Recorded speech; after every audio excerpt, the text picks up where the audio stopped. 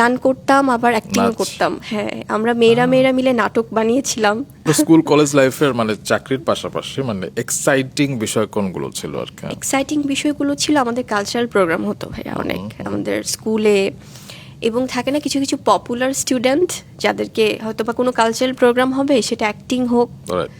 নৃত্য হোক, গান হোক, সবাই সব কিছুর আগে ওই ছাত্রছাত্রীদেরকেই নক করে যে এভাবে আমরা, আমাদের টিচাররা যারা রেসপেক্টেড টিচার ছিলেন, তো ওই ব্যাপারগুলো আমাকে খুব টানতো। যে কোনো কম্পিটিশনে, যে কোনো কি কাজে করতেন? গান করতেন? গান করতাম, আবার অ্যাক্টিংও নাচ। করতাম। হ্যাঁ, আমরা মেয়েরা মিলে নাটক বানিয়েছিলাম কলেজে, এবং স্কুলে আমাদের গানের কম্পিটিশন হতো, নাচের কম্পিটিশন হতো, এবং ম্যাক্সিমাম আমাদের হয় না ভাইয়া সকালবেলা আর্লি মর্নিং, যেহেতু আমার মর্নিং শিফটে স্কুল ছিল, জাতীয় সঙ্গীত গাওয়ানো হয় একদম অ্যাসেম্বলির ওখানে সামনে দাঁড়িয়ে।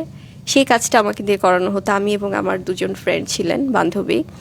সো এই বিষয়গুলো নিয়ে আমাদের এত আমরা ব্যস্ত থাকতাম যে প্রতিদিন যে সকালবেলা এবং প্রথম সিট বেঞ্চটাতেই বসতে হবে এবং স্যার যে টাস্ক দিচ্ছে, আমাদের ভোট হতো।